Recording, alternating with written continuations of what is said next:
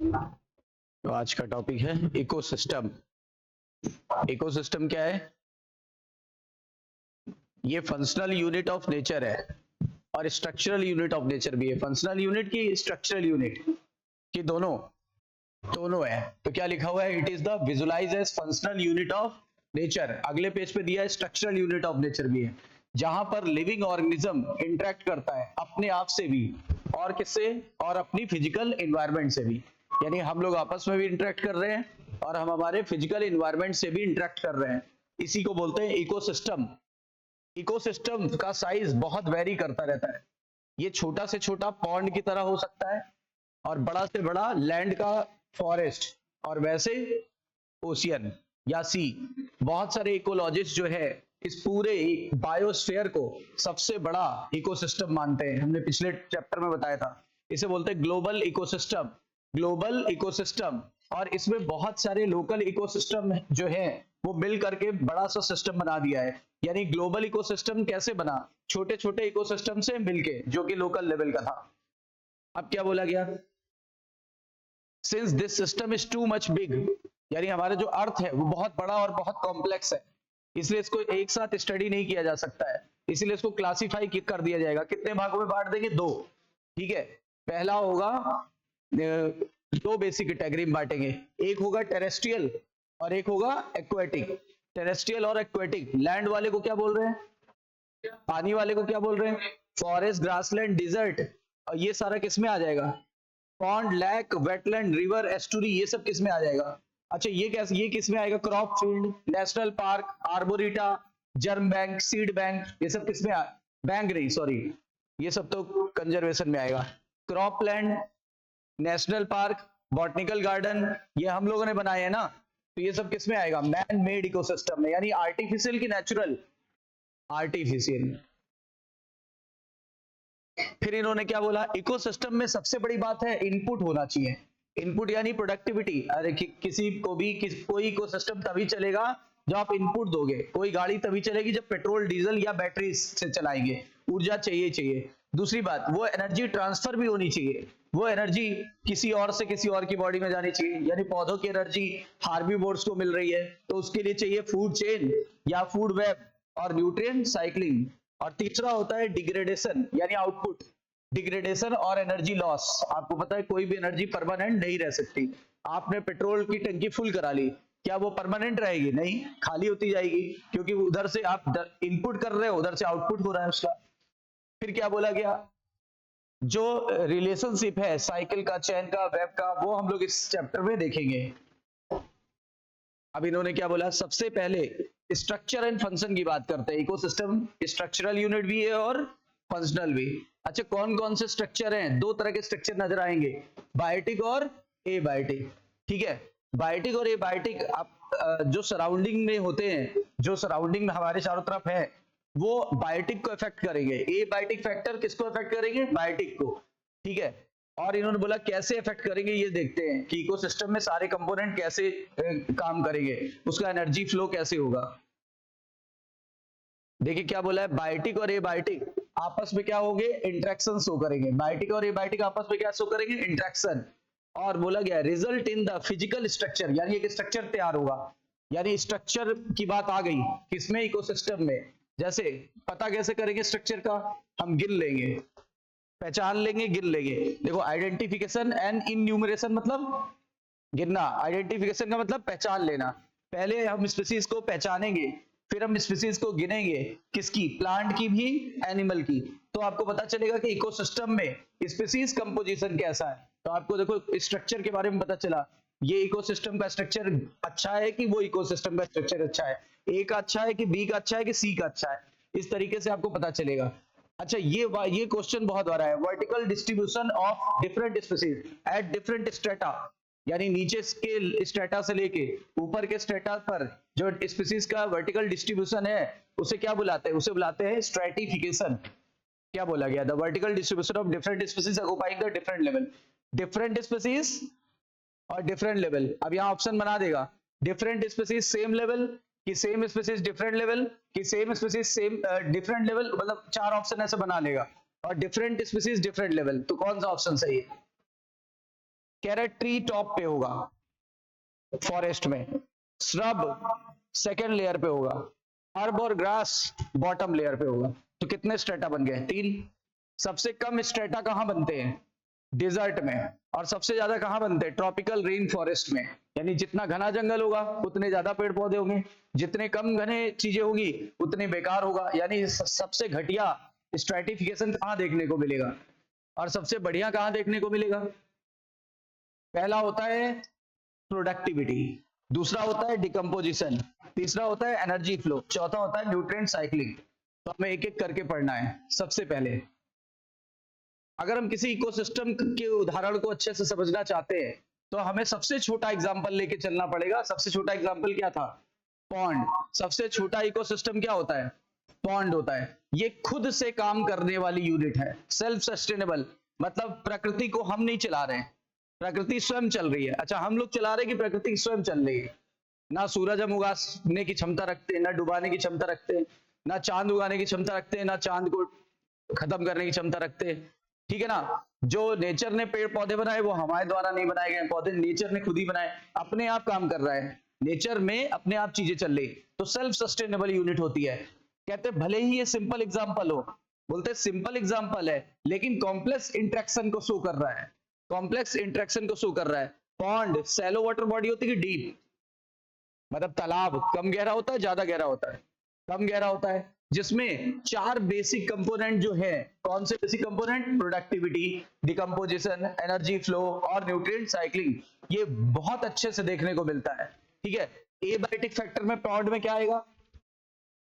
पानी में पानी रहता है, पानी में क्या होता है? मिनरल यानी डिसॉल्व इनऑर्गेनिक सॉल्ट्स। और क्या होगा? और ऑर्गेनिक सब्सटेंस होता है, जैसे मिट्टी में ह्यूमस वगैरह, ये सारा। और मिट्टी भी होगी। मिट्टी कहां पे होगी पॉन्ड में? बॉटम पे कि टॉप पे? बॉटम पे। सोलर एनर्जी भी मिल रही है, साइकिल ऑफ टेम्परेचर भी मिल रहा है। साइकिल ऑफ टेम्परेचर का मतलब है सूरज जब उगा तो कम तापमान था, पीक पे आ गया और तापमान हो गया, डूबेगा तापमान फिर गिरेगा, और जब डूब चुका होगा तापमान और ज्यादा गिर जाएगा। तो इसको बोलते हैं टेम्परेचर साइकिल। डे लेंथ, कभी दिन की लंबाई ज्यादा होती है, कभी दिन की लंबाई कम होती है, तो डे लेंथ भी इफेक्ट करेगा। ये सारे मिल करके रेट ऑफ फंक्शन को कंट्रोल करेंगे, किसके? पूरे पॉन्ड को। यानी कोई अकेला फैक्टर काम नहीं करता, बहुत सारे फैक्टर मिल करके इस सिस्टम को कंट्रोल कर रहे हैं। अब आते हैं बायोटिक कंपोनेंट में। बायोटिक कंपोनेंट में सबसे पहले आएगा खाना बनाने वाले। खाना बनाने वाले को क्या बोलते हैं? खाना बनाने वाले पौधों को बोलते हैं फाइटोप्लैंक्टन। ठीक है? जैसे एल्गी या फ्री फ्लोटिंग सबमर्ज। सबमर्ज का मतलब आधे डूबे आधे बाहर, या मार्जिन किनारों पर पाए जाने वाले पौधे जो एच पर पाए जाते हैं, एच मतलब किनारा। कंज्यूमर में कौन आएगा? फाइटोप्लैंक्टन को खाने के लिए जू प्लैंक्टन। और ये और आ जाएंगे फ्री स्विमिंग, जैसे मछलियां हो सकती है कुछ। और बॉटम ड्वेलिंग का मतलब जो नीचे स्नेल्स रहते हैं और बाकी के एनिमल रहते हैं। डिकम्पोजर्स में कौन आ जाएगा? फंजाई, बैक्टीरिया और फ्लैजिलेट। पानी में फ्लैजिलेट भी होता है, जबकि लैंड पर केवल क्या होता है? फंजाई और बैक्टीरिया। पानी में फ्लैजिलेट भी होता है। क्वेश्चन कई बार यहां से आया हुआ है, this system perform all the function. ये क्वेश्चन भी आया यहां से कि पॉन्ड कौन सा फंक्शन परफॉर्म करता है? मोस्ट ऑफ द फंक्शन, या रेयर ऑफ द फंक्शन, या इंटरमीडिएट फंक्शन, या ऑल द फंक्शन। सारे फंक्शन परफॉर्म करता है, जैसा कि हमारे बायोस्फीयर में चल रहा है, जैसे हमारे पूरे वर्ल्ड के लार्जेस्ट इकोसिस्टम में चल रहा है, वैसा ये भी शो करता है। अच्छा, यहाँ क्या हो रहा है? इनऑर्गेनिक मैटर को ऑर्गेनिक मैटर में कन्वर्ट किया जा रहा है। बिल्कुल, इनऑर्गेनिक को यानी CO2 प्लस वाटर बराबर C6H12O6, और in the presence of solar radiation यानी HBU। तो ये हो गया ऑटोट्रॉफ। ऑटोट्रॉफ, और ये सनलाइट से ही मिल रही है एनर्जी। फिर ऑटोट्रॉफ को किसने खाया? हेटरोट्रॉफ्स ने खाया। फिर डिकम्पोजिशन ने मिनरल्स को वापस कर दिया। जब डिकम्पोजिशन होता है तो मिनरल रिलीज होता है। फाइनली मिनरल रिलीज होता है, अभी अगले पेज पे पढ़ेंगे। अच्छा, उसके बाद क्या होगा? ये जो मिनरल आ गया ये रीयूज कर लिया जाएगा। कौन? पौधों की जड़ें दोबारा ले लेंगी, पौधों की जड़ें दोबारा ले लेंगी, और ऐसा साइकिल रिपीट करेगा ओवर एंड ओवर, बार बार बार बार। और एनर्जी हमेशा कैसे फ्लो करती है? एनर्जी का फ्लो बाई डायरेक्शनल नहीं होता, कैसा होता है? यूनिडायरेक्शनल। और कहां से कहां जाता है? From lower trophic level to higher trophic level. ठीक है ना? और लगातार एनर्जी लॉस होती जाती है, क्योंकि क्या निकलती है? इसीलिए तो आगे अगले पेज पे लिखा है डिसऑर्डरनेस बढ़ रही है कि घट रही है, यानी इंट्रोपी बढ़ रही है कि घट रही है? बढ़ रही है। पहले सबसे पहला फंक्शन हम पढ़ने जा रहे हैं। सबसे पहला फंक्शन प्रोडक्टिविटी।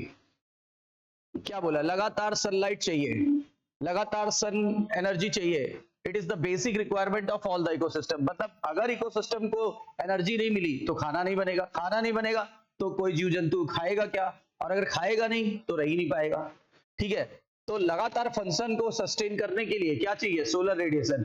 अच्छा, इन्होंने बोला दो तरह की प्रोडक्टिविटी होती है। पहले प्राइमरी। प्राइमरी क्या होता है, फोटोसिंथेसिस द्वारा कोई भी पौधा जितना खाना बना सकता है यूनिट टाइम यूनिट एरिया में, उसे बोलते हैं क्या, प्राइमरी प्रोडक्टिविटी। देखो क्या लिखा है, बायोमास यानी खाना बनाना, या ऑर्गेनिक मैटर भी बोल सकते हैं, produce per unit time unit area. Unit time और यूनिट एरिया ये रहा, एक टाइम में यूनिट एरिया में, कैसे, फोटोसिंथेसिस द्वारा। और वेट के रिप्रेजेंट से, वेट के रिस्पेक्ट से इसको बोलेंगे ग्राम पर मीटर स्क्वायर, ग्राम पर मीटर स्क्वायर। ठीक है, या किलो के एनर्जी के रिस्पेक्ट पे kilo calorie per metre square. अच्छा, ये तो अभी देखो टाइम बाउंड नहीं किया था, टाइम बाउंड अभी नहीं किया था, बताए इतनी इतनी जगह पे इतना खाना बना, यानी इतनी किलो कैलोरी एनर्जी बनी 1 मीटर स्क्वायर पे, या 10 मीटर स्क्वायर पे, या 20 मीटर स्क्वायर पे, वैसे इतने ग्राम खाना बना इतने मीटर स्क्वायर पे।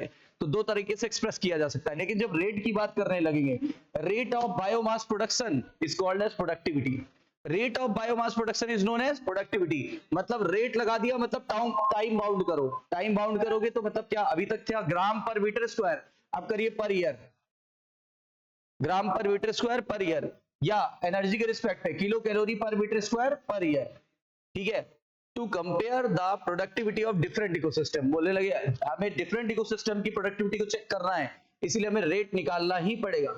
अरे दो जंगल है, दोनों बराबर साइज के, लेकिन हो सकता है एक जंगल में खाना ज्यादा बन रहा हो, दूसरे में कम बन रहा हो, जबकि साइज दोनों का बराबर है। क्यों, एक जगह फेवरेबल कंडीशन है, अरे दो गाड़ियां हैं, आपके पास वही गाड़ी, मेरे पास भी वही गाड़ी, आपका भी वही मॉडल, मेरा भी वही मॉडल, आपने जब खरीदा मैंने भी तब खरीदा। लेकिन आप जब गाड़ी उसको लेके निकले हाईवे पे, तो आपकी गाड़ी ने 20 का एवरेज दिया, यानी 20 पर लीटर, मेरी गाड़ी ने दिया 18 पर लीटर। कुछ तो कारण होगा, है ना। मेरी चलाने की स्टाइल अलग होगी, आपकी चलाने की स्टाइल अलग होगी। मैं हो सकता है ज्यादा एक्सीलरेटर लेके चला रहा हूँ, आप कम एक्सीलरेटर, मैं ओवर स्पीडिंग कर रहा हूँ, आप नॉर्मल चला। एवरेज कब मिलता है, जब गाड़ी को नॉर्मल मोड पे चलाया जाए। ओवर स्पीडिंग से कभी 80 is the perfect mode on highway, अगर गाड़ी का मैक्सिमम एवरेज निकालना है तो। और लोग 120 130 140 ऐसे चलाते हैं, उससे कम चलाते ही नहीं। तो कहने का मतलब है दो जंगल है, उतने ही बड़े हैं, अब किसी की प्रोडक्टिविटी ज्यादा है तो कोई तो कारण होगा, वही यहाँ बता रहे, डिफरेंट इकोसिस्टम की प्रोडक्टिविटी डिफरेंट होती है और उसका रेट निकाल के ही पता किया जा सकता है। अब क्या बोला गया, it can be divided into gross primary productivity, यानी जीपीपी और एनपीपी। अब जीपीपी क्या होती है, प्राइमरी प्रोडक्टिविटी भी दो टाइप की है। जीपीपी यानी टोटल कितना खाना बना विदाउट एनी लॉस, और उसमें से पौधे ने कितना अपनी मेटाबॉलिक एक्टिविटी के लिए लॉस कर दिया, तो जो बचा, जैसे पौधे ने 10 किलोग्राम प्रति आवर के उससे खाना बनाया, तो 10 किलोग्राम उसकी हो गई जीपीपी, उसमें से 1 किलोग्राम उसने खुद के लिए यूज कर लिया, बचा कितने किलोग्राम, 9 किलोग्राम। तो प्राइमरी जीपीपी कितनी हुई 10 और एनपीपी कितनी हुई 9। अब आप बताओ, पौधा जो खाना बचेगा वही तो हमारे लिए अवेलेबल कराएगा, तो हमारे लिए क्या अवेलेबल है, जीपीपी की एनपीपी। तो देखो क्या लिखा है, gross primary productivity is the an ecosystem the rate of production of organic matter during the photosynthesis, यानी rate of production of organic matter during the photosynthesis is known as GPP। जबकि थोड़ा सा amount, considerable मतलब थोड़ा सा amount GPP का use कर लिया जाता है, कौन, खुद पौधे द्वारा, किसमें, रेस्पिरेशन बोला गया है। मैं बोल रहा हूँ मेटाबॉलिक लॉस, क्यों, रेस्पिरेशन मेटाबॉलिज्म नहीं है क्या, सारी रिएक्शन जो बॉडी में चल रही है, रेस्पिरेशन, डाइजेशन, एक्सक्रीशन, रिप्रोडक्शन, सब मेटाबॉलिज्म का पार्ट है। जीपीपी में से माइनस कर दे मेटाबॉलिक या रेस्पिरेटरी लॉस, तो क्या आ जाएगा, एनपीपी, यानी जीपीपी माइनस आर बराबर एनपीपी, तो जीपीपी माइनस आर बराबर एनपीपी, तो एनपीपी आ जाएगा। हमारे लिए अवेलेबल बायोमास कौन सा होगा, तो यहाँ क्या लिखा हुआ है, NPP is the available biomass for the consumption of heterotroph या हार्बिवोर्स एंड डिकम्पोजर। हेटेरोट्रॉफ किसको बोला गया है, हार्बिवोर्स, कार्निवोर्स और डिकम्पोजर, तीनों को बोला जा सकता है। कार्निवोर्स इन्होंने नहीं लिया, जबकि लेंगे। फिर क्या बोला गया, secondary productivity is defined as the rate of formation of new organic matter by the consumer, यानी जब हम लोग पौधे का वो लेंगे बायोमास, तो हम उसे खाएंगे, अब फ्लैश में वृद्धि होगी, यानी क्या, मास में वृद्धि होगी, हमारे खून में वृद्धि होगी, हमारी और चीजों में वृद्धि होगी। अब बताइए जो नया बायोमास बना उसे क्या बोलेंगे, सेकेंडरी प्रोडक्टिविटी। अरे हमने फल खाया, हमने रोटी खाई, हमने चावल खाया, इसी से तो हमारा खून बढ़ा, इसी से बच्चा बड़ा हुआ, इसीलिए उसका बायोमास बढ़ा, बच्चे में मास बढ़ा, बच्चे में हड्डी बढ़ी, बच्चे में और भी क्षमताएं डेवलप हो गई। ऐसा क्यों डेवलप हो गया? इसका कारण था क्या? Secondary productivity. Primary productivity plant species पर डिपेंड करती है, उसके हैबिटेट पर डिपेंड करती है, हैबिटेट यानी एरिया पर डिपेंड करती है, और भी बहुत सारे एनवायरमेंटल फैक्टर पर डिपेंड करती है, न्यूट्रिएंट पर डिपेंड करती है, फोटोसिंथेटिक कैपेसिटी पर डिपेंड करती है। तो यानी वेरी करेगी कि सेम रहेगी? तो टोटल एनपीपी है एक वर्ष की, यानी एनुअल लिखा हुआ है पूरे बायोस्फीयर की, वो लगभग कितनी है? 170 बीटी, यानी 170 बिलियन टन, यानी 170 बिलियन टन। 170 बिलियन टन है ड्राई वेट में कि फ्रेश वेट में? अब इन्होंने बोला, माना कि 70% क्या है? 70% लैंड से ढका हुआ है, नहीं 70% क्या लिखा हुआ है? पानी से ढका हुआ है, यानी ओशियन है। फिर भी वहां की प्रोडक्टिविटी केवल 55 बिलियन टन है, 55 बिलियन टन। कह रहा रेस्ट ऑफ कोर्स, कहता वास्तव में बाकी की कहां की है? यानी 170 में से 55 कहां की है? ओशियन की। तो बची कितनी? 115। ये कहां की है? लैंड की। कह रहा है रीजन पूछिए, तो रीजन क्यों कम है यहां पर? क्योंकि आपको पता है 500 मीटर के नीचे लाइट बहुत रेयरली पहुंचती है, तो लाइट हो जाती है लिमिटिंग फैक्टर, और जो लिमिटिंग फैक्टर होता है बिना उसके फोटोसिंथेसिस आगे नहीं बढ़ सकती, यही तो है। तो लाइट लिमिटिंग फैक्टर है। लाइट मिनरल भी नहीं मिलता ज्यादा, डिकम्पोजिशन का रेट भी स्लो हो जाता है। अब क्या बोला गया है? डिकम्पोजिशन पढ़ने जा रहे हैं। कह रहा आपने सुना होगा अर्थवर्म्स को बुलाते हैं द फार्मर्स फ्रेंड, यानी फ्रेंड ऑफ फार्मर। इसका कारण ये है, ये कॉम्प्लेक्स ऑर्गेनिक मैटर को तोड़ देते हैं और लूज कर देते हैं सॉइल को। सॉइल लूज हो जाने से उसमें क्या होता है? एयर चली जाती है, और जब एयर चली जाती है सॉइल हो जाती है पोरस, और सॉइल जितनी ज्यादा पोरस होगी उतनी अच्छी होगी। और दूसरी बात, जो वो वर्मी कंपोस्टिंग कर देते हैं, वर्मी कंपोस्टिंग का मतलब जो वो मिट्टी खाते हैं, देखो वो काली काली गोलियां निकालते हैं, वो काली काली गोलियां जो होती है ना, उसमें बहुत ज्यादा ह्यूमस रिच होता है, और इसीलिए क्या होता है? बहुत ज्यादा खेतों की पैदावार बढ़ जाती है। तो decomposers break down the complex organic matter into inorganic substance. देखो कह दिया इन्होंने, डिकम्पोजर्स हमेशा क्या रिलीज करते हैं? ऑर्गेनिक को बदल देते हैं। किसमें? क्वेश्चन भी पूछा गया है, CO2 plus water plus nutrient यानी कि मिनरल, और इसी प्रोसेस को बोलते हैं डिकम्पोजिशन। डेड प्लांट को क्या बुलाते हैं? जैसे पत्तियां हुई, बार्क हुआ, फ्लावर गिर गया, कोई एनिमल का डेड पार्ट है या मल पदार्थ है, ये सब क्या कहलाता है? Detritus. Detritus is the raw material for the decomposition. Detritus is the raw material for decomposition. Important step in the process of decomposition are fragmentation. पहला, दूसरा, तीसरा, चौथा, पांचवा। क्वेश्चन ऑर्डर पूछ लेगा। पहला ऑर्डर क्या क्या आएगा? फ्रेगमेंटेशन। दूसरा क्या आएगा? लीचिंग। तीसरा क्या आएगा? कैटाबोलिज्म। तीसरा, चौथा ह्यूमिफिकेशन। पांचवा क्या आएगा? मिनरलाइजेशन। तो इस तरीके से चीजें चलती हैं। डेट्रीवोर्स, सबसे पहले डेट्रीवोर्स में आता है टर्माइट हुआ, या अर्थवर्म हुआ, या आंट्स हुए। ये सारे क्या होते हैं? ये सब बड़े बड़े पार्टिकल को छोटे छोटे पार्टिकल में बदल देते हैं। इस प्रोसेस को क्या बोलते हैं? Break down of into small particle, यानी बड़े बड़े को छोटे छोटे पार्टिकल में बदल देते हैं। इस प्रोसेस को क्या बोलते हैं? अच्छा, अब लीचिंग में क्या होता है? पानी में घुलनशील इनऑर्गेनिक मैटर, पानी में घुलनशील इनऑर्गेनिक मैटर इतनी नीचे चला जाता है सॉइल के हॉरिजन में कि प्रेसिपिटेट हो जाता है, और फिर हमें कभी अवेलेबल नहीं होगा, या जड़ों को कभी अवेलेबल नहीं होता। इसको बोलते हैं लीचिंग। अब आते हैं बैक्टीरिया और फंजाई, ये क्या निकालते हैं? एंजाइम। एंजाइम क्या करता है? सड़ी गली चीजों को सिंपल इनऑर्गेनिक सब्सटेंस में बदल देता है। सिंपल इनऑर्गेनिक सब्सटेंस में बदल देने को क्या बोलते हैं? कैटाबोलिज्म। तो 3 स्टेप हो गए, पहला, दूसरा हो गया, तीसरा हो गया। आपको लगता होगा एक के बाद एक होता है, गलत, सारे साइमल्टेनियस होते हैं। लिखा है, नोट ये करने की बात है कि जितने स्टेप है तीनों के तीनों, ठीक है, वो साइमल्टेनियसली होते हैं। कहां पर होते हैं? On the detritus. डेट्राइटस के ऊपर होते हैं, याद रखिएगा। जहां सॉइल कर देता है कई बारी, सॉइल नहीं, डेट्राइटस। ह्यूमिफिकेशन और मिनरलाइजेशन ये सॉइल में होगा। देखो बड़ी इंपॉर्टेंट सी बात है, डेट्राइटस में कौन सी घटना होती है? शुरू की 3, और कैसे होती है? स्टेप बाय स्टेप की साइमल्टेनियस। जबकि सॉइल में कौन सी दो घटनाएं होती हैं? ह्यूमिफिकेशन और मिनरलाइजेशन। अब ह्यूमिफिकेशन क्या होता है?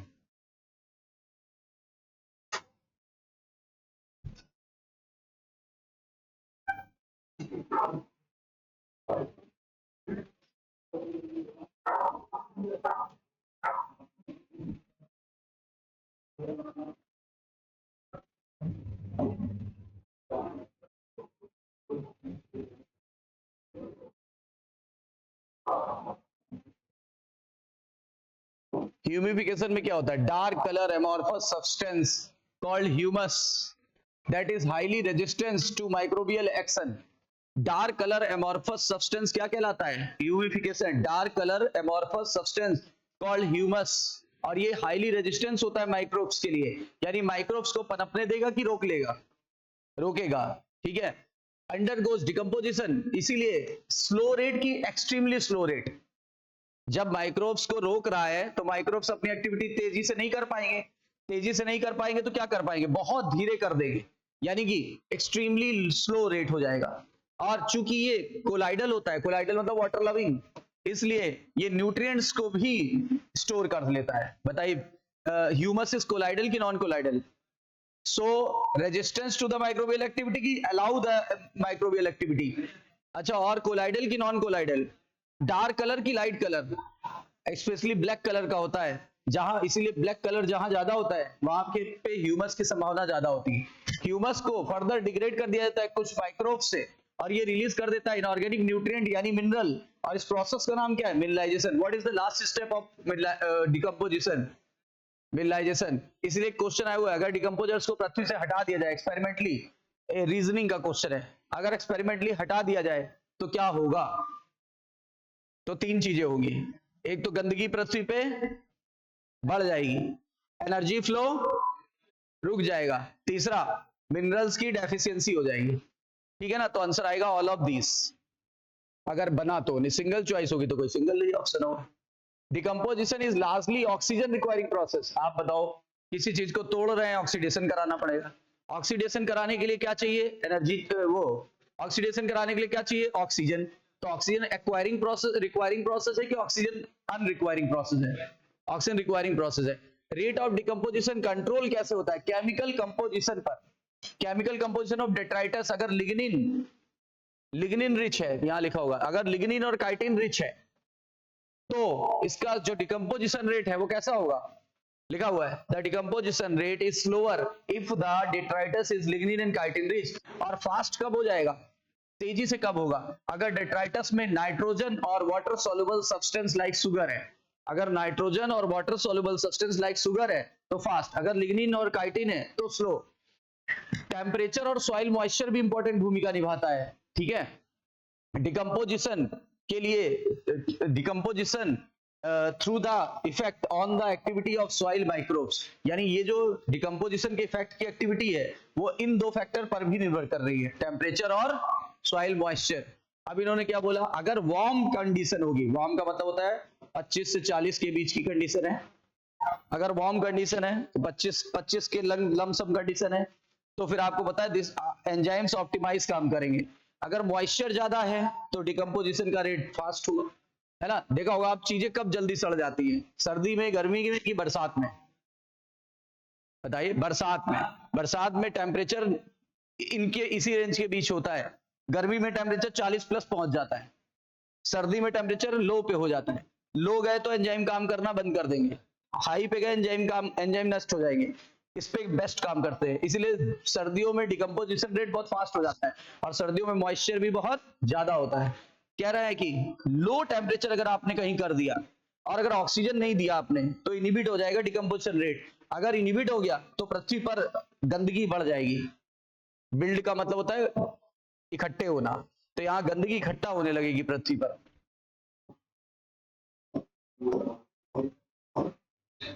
अब आते हैं एनर्जी फ्लो पर।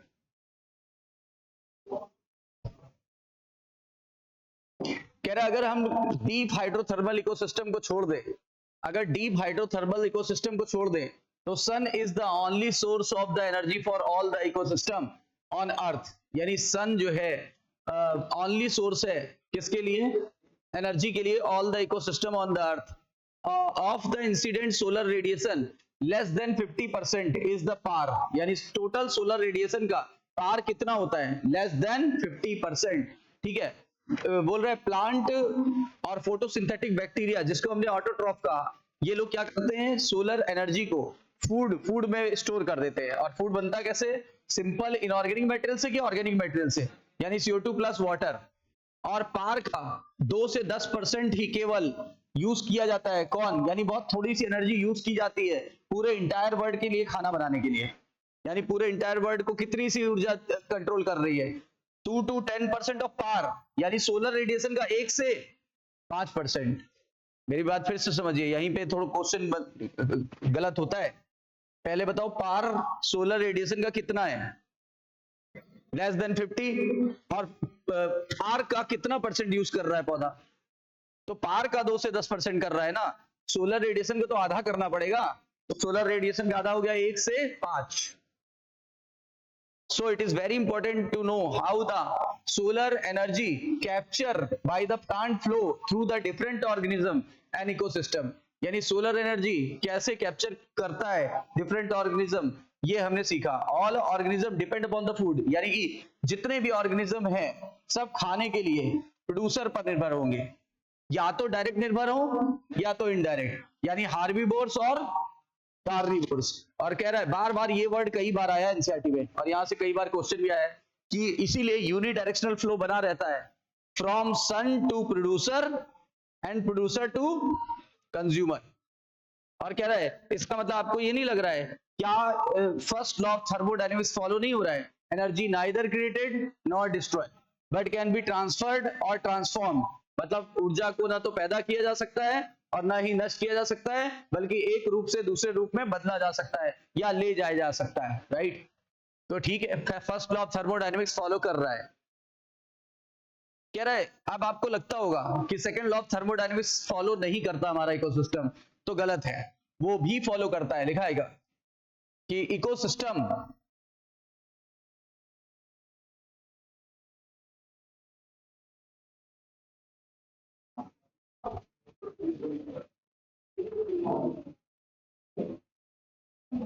अब क्या कह रहा है, इकोसिस्टम आर नॉट एग्जम्प्ट, मतलब इकोसिस्टम अछूता नहीं है किससे, सेकंड लॉ ऑफ थर्मोडायनेमिक्स से। They need a constant supply. अब क्या कहता है, एनर्जी यानी लॉस हो रही है, एनर्जी हीट के फॉर्म में लॉस हो रही है, तो अगर एनर्जी लॉस हो रही है तो इकोसिस्टम चलेगा कैसे, इसीलिए अब आपको कांस्टेंट सप्लाई करनी पड़ेगी, क्या, एनर्जी की, क्या बनाने के लिए, खाना बनाने के लिए, खाने के मॉलिक्यूल को बनाने के लिए लगातार एनर्जी सप्लाई करनी पड़ेगी। और जो एनर्जी लॉस हो रही है वो उसको काउंटर करना पड़ेगा, जो यूनिवर्स में चली गई और यूनिवर्स के अंदर क्या इंक्रीज कर दी, डिसऑर्डरनेस यानी इंट्रोपी बढ़ा दी उसने।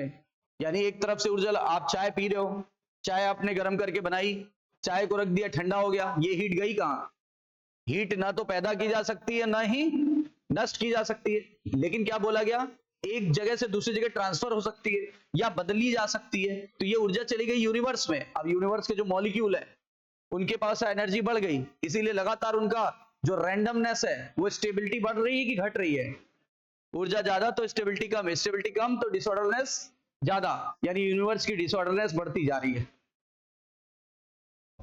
यूनिवर्स क्यों इफेक्ट हो रहा है, अभी गर्मी आ गई है, एसी ऑन हो जाएगी, एसी ऑन होगा, हीट स्ट्रोक्स निकलती है, एसी के पास से गुजर जाओ, बड़े बड़े फैन लगे होते हैं, आप उसके सामने केवल 1 मिनट खड़े होकर देखो, झुलस जाओगे, है ना, इतनी हीटेड हवा निकालते हैं, जितनी गर्मी यहाँ की होती है उसको खींच लेते हैं और खींच के निकाल देते हैं, मॉइस्चर वगैरह ले लेते हैं और उसको निकाल देते हैं, और जो ठंडी एयर है उसको वापस भेज देते हैं। तो अब जितनी भी सारे एसी पूरे भारत में लगभग ऑन हो जाएंगे, जब सारे भारत में एक साथ एसी पूरे वर्ल्ड में जितने गर्म देश हैं सब में हो जाएंगे तो हीट स्ट्रोक जनरेट होगी, हीट स्ट्रोक ऊपर जाएगी यूनिवर्स में, डिसऑर्डरनेस बढ़ती जा रही है। यही कारण है कि नेचर हम अनकंट्रोल होता जा रहा है।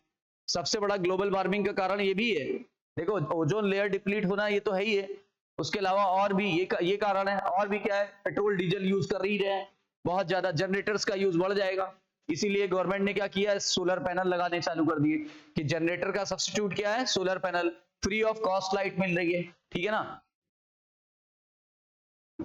सोलर इन्वर्टर आ गए, गांव वगैरह में तो सोलर इन्वर्टर ही लगते, सोलर लैंप आ गए, सोलर टुल्लू पंप आ गए, तो मतलब बहुत चीजें आगे बढ़ रही हैं। Green plant in ecosystem are called producer, green plant को क्या बोलेंगे? प्रोड्यूसर।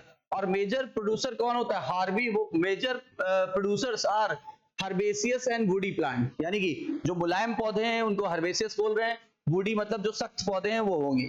अच्छा, प्रोड्यूसर जो पानी में है वो क्या होते हैं? अभी अभी बोला था एल्गी यानी phytoplankton, phytoplankton, algae and higher plant, तो 3 हो सकते हैं। अब आती है बात फूड चेन और फूड वेब की, जो नेचर में एग्जिस्ट करता है।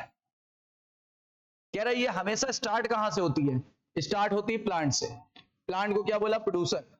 फूड चेन हमेशा यहां से स्टार्ट होती है। Rather web are formed such that the animal feed a plant और another animal in the turn of food of another. कह रहा वेब में देखो फूड चेन यहां से प्रारंभ होगी, लेकिन फूड वेब यहां से चालू नहीं होगी। फूड वेब कह रहा है तब बनेगी जब कोई इसे खाएगा, जब कोई इसे एनिमल खाएगा प्लांट को, या इस एनिमल को कोई दूसरा एनिमल खाएगा एज ए फूड, ठीक है, या उसको कोई और खाएगा। फिर बोला गया चेन हो या वेब हो, वो इसलिए बनती है क्योंकि इंटरडिपेंडेंसी होती है। अब यहां बार बार क्वेश्चन गलत कराता है, इंडिपेंडेंसी की इंटरडिपेंडेंसी। तो इंटरडिपेंडेंसी यानी एक दूसरे पर निर्भर होता है। जैसे घास को कौन खाएगा? ग्रास हॉपर, ग्रास हॉपर को कौन खाएगा? फ्रॉग को कौन खाएगा? स्नेक को पीकॉक, वल्चर या ईगल। कोई एनर्जी ऑर्गेनिज्म में फॉर एवर नहीं रहती, यानी अगर अभी हम लोग ने ब्रेकफास्ट किया है तो लंच तक वो एनर्जी खत्म हो जाएगी, फिर हमें लंच करना पड़ेगा। लंच कर लिया, वो ऊर्जा आपने खत्म कर दी, फिर आप डिनर करोगे, तो कहीं ना कहीं ऊर्जा परमानेंट नहीं रहती, ऊर्जा को हमें इनपुट करना ही पड़ेगा। Energy trapped bye producer, energy जो प्रोड्यूसर ने ट्रैप की है, या तो ये कंज्यूमर में चली जानी चाहिए, या तो जब ऑर्गेनिज्म मर जाए तो उसे रिलीज हो जानी चाहिए। Death of organism is beginning of detritus, मतलब उन्होंने क्या बोला? अगर कंज्यूमर में गई तो डीएफसी की जीएफसी, डीएफसी की जीएफसी, और अगर डिकम्पोजर्स में चली गई तो डीएफसी, यानी 2 तरह की फूड चेन पढ़नी है, एक डीएफसी एक जीएफसी। बताइए जो ग्रीन प्लांट से स्टार्ट हो वो, जो डेड ऑर्गेनिज्म से स्टार्ट हो वो, हाँ। फिर बोला गया जितने एनिमल हैं सब पौधों पर डिपेंड करते हैं, डायरेक्टली या इनडायरेक्टली, किसके लिए? खाने के लिए। इसीलिए हम उन्हें क्या बोलेंगे? कंज्यूमर, या फिर क्या बोल सकते हैं? ऑटोट्रॉफ का उल्टा हेटरोट्रॉफ, जो प्रोड्यूसर को खाते हैं। लिखा है if they feed producer they are called as primary consumer. देखिए अगर उन्होंने प्रोड्यूसर को खाया तो प्राइमरी कंज्यूमर, और प्राइमरी कंज्यूमर को आगे चल के ये बोलेंगे हार्बीवोर्स, ये लिखा हुआ है, उसे हार्बीवोर्स बोलेंगे। ये देखो ऑब्वियसली प्राइमरी कंज्यूमर ही क्या है? शाकाहारी। प्राइमरी कंज्यूमर ही क्या है? शाकाहारी। अब क्या बोला? जो इन एनिमल को खाएगा उसे सेकेंडरी कंज्यूमर बोलेंगे। देखो प्लांट को जो खा रहा है उसे प्राइमरी कंज्यूमर, प्राइमरी कंज्यूमर का दूसरा नाम हार्बीवोर्स, और जो इस हार्बीवोर्स को खा रहा है उसे सेकेंडरी कंज्यूमर, सेकेंडरी कंज्यूमर का दूसरा नाम प्राइमरी कार्निवोर्स हो सकता है, या कार्निवोर्स बोल दीजिए। तो कह रहा है हार्बीवोर्स के उदाहरण क्या क्या है? हार्बीवोर्स के उदाहरण है इंसेक्ट, बीमा बोला था, बीमा, BIMA, बी मतलब BI मतलब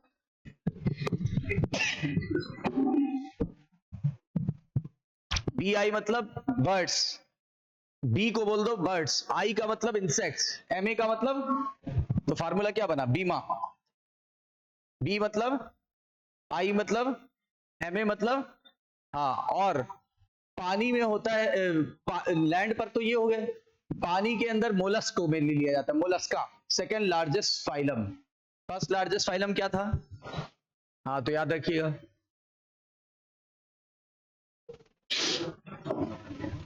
consumer that feed the herbivores are carnivores. Consumer जो consumer that feeds on these herbivores are carnivores.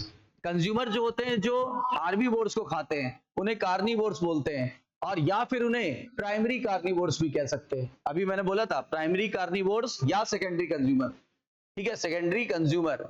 अच्छा कह रहा है प्राइमरी कार्निवोर्स, जो प्राइमरी कार्निवोर्स पर डिपेंड रहेगा उनको हम बोलेंगे सेकेंडरी कार्निवोर्स। मतलब इन्होंने एग्जांपल बताया, ग्रास प्रोड्यूसर था, गोट था प्राइमरी कार्निवोर्स या हार्बीवोर्स, मैन था सेकेंडरी कंज्यूमर या प्राइमरी कार्निवोर्स। हालांकि चेन यहां खत्म हो गई है लेकिन हम थोड़ी बढ़ाना चाहते हैं। अब इसको खा गया लायन, तो लायन को क्या बुलाएंगे? सेकेंडरी कार्निवोर्स, टर्सरी कंज्यूमर या सेकेंडरी कार्निवोर्स या टॉप कार्निवोर्स भी बोल सकते थे। बोलिए, चेन खत्म हो रही है ना, यहां जहां चेन खत्म होती है उसको बोलते हैं टॉप कार्निवोर्स। अब डीएफसी की बात कर रहा है। डीएफसी हमेशा कहां से चालू होगा? डेड मैटर से, और उसमें जो इन्वॉल्व होगा उसे क्या बुलाएंगे? डिकम्पोजर्स। डिकम्पोजर्स ऑटोट्रॉफ बोलेंगे कि हेट्रोट्रॉफ्स? और मेनली कौन होता है, अभी बताया था। पानी में क्या होता था? फंजाई और बैक्टीरिया के अलावा, फंजाई और बैक्टीरिया के अलावा फ्लैजिलेट भी होता था। They meet their energy nutrient requirement by the degradation of dead organic matter और डेट्राइटस। बोला गया they meet their energy and nutrient requirement by degrading dead matter और डेट्राइटस। यानी ये डेड मैटर को तोड़ेंगे और फिर उनको ऊर्जा मिलेगी। फिर क्या बोला गया? They are also known as saprotroph. बोला गया इनको सेप्रोट्रॉफ भी बोलते हैं, मृतोपजीवी है ना। सेप्रोट्रॉफ यानी मृतोपजीवी, मरी हुई चीजों पे रहते हैं, इसलिए सेप्रोट्रॉफ भी बोलेंगे। ऑर्गेनोट्रॉफ या सेप्रोट्रॉफ या हेट्रोट्रॉफ या डिकम्पोजर्स, ये चारों चीजें सेम है।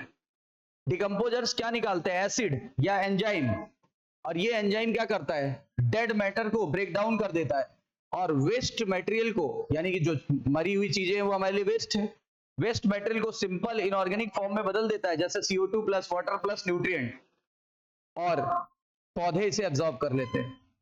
पौधे इसे क्या करेंगे? मिनरल को दोबारा एब्जॉर्ब कर लेंगे। ये क्वेश्चन, और यहां से एक लाइन बहुत बार आई हुई है इस पैरा से। क्वेश्चन क्या आया हुआ है? पानी के अंदर मेजर कंडक्शन ऑफ एनर्जी कौन करता है? पानी के अंदर मेजर कंडक्शन कौन करता है? जीएफसी। जबकि इसका उल्टा, अगेंस्ट का मतलब इसका उल्टा, टेरेस्ट्रियल इकोसिस्टम में ज्यादातर एनर्जी जो होता है वो फ्लो करता है कहां से? डीएफसी से, then GFC, DFC then GFC.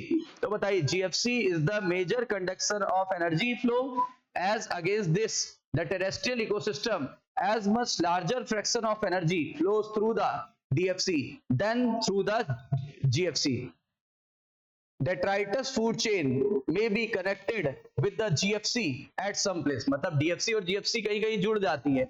Specially कौन जोड़ता है? कुछ ऑर्गेनिज्म जैसे ओमनिवोर्स, जैसे ये कॉकरोच, क्रो, क्योंकि ये ओमनिवोर्स हैं तो शाकाहारियों को भी खा सकते हैं, मांसाहारियों को भी खा सकते हैं, तब तो ये डीएफसी का पार्ट है, सॉरी जीएफसी का पार्ट है। लेकिन जैसे ही इन्होंने डेड मैटर को खाना चालू किया, जैसे कौवा बचा हुआ मांस खा लेता है, या फिर कहीं कोई कीड़े मकोड़े, वो मरा हुआ कीड़ा खा लेता है, तो आप बताओ अब ये किसका पार्ट बन गया है ना। तो ये सारी चीजें हो गई। ये जो नेचुरल इंटरकनेक्शन है फूड चेन का, नेचुरल इंटरकनेक्शन यानी नेचर में जो फूड चेन जुड़ती चली जाती है, इसी जुड़े हुए चेन को बोलते हैं फूड वेब। क्या बुलाते हैं? Food web. और कह रहा है कि इंसान को कहां रखेंगे? इंसान हर जगह रखा जा सकता है, पहले ट्रॉफिक लेवल को छोड़ के, पहले को छोड़ के कहीं भी रह सकता है। हम दूसरे पे आ सकते हैं जब हम साग सब्जियां खाएं, बीज वगैरह फल खाएं, जूस पिए। हम थर्ड पे भी आ सकते हैं जब हम किसी हार्बीवोर्स को खा रहे हैं। हम फोर्थ पे भी आ सकते हैं जब हम उस हार्बीवोर्स को खा रहे हैं जिसको वो खा रहा है। हम टॉप पे भी आ सकते हैं, तो यानी हम किसी भी प्लेस पे आ सकते हैं accept T1, first trophic level को छोड़ के। कह रहा organism place in the surrounding और in the community according to their feeding relationship. Organism को हमेशा कम्युनिटी में किसके आधार पे क्लासिफाई किया जाता है? खाने के आधार पे। अच्छा बताओ, अगर मैं मांस खा रहा हूं तो मुझे शाकाहारी बुलाओगे कि मांसाहारी, यानी कार्निवोरस? अगर मैं फ्रूट खा रहा हूँ, सीड खा रहा हूँ, वेजिटेबल खा रहा हूँ, तो मुझे क्या बुलाएंगे? तो मुझे हार्बीवोर्स बुलाएंगे। और अगर मैं दोनों खा रहा हूं तो मुझे क्या बुलाएंगे? ओमनीवोर्स। लेकिन एक बार में तो एक ही चीज खाऊंगा, एक बार में एक ही हैबिटेट देखी जाएगी।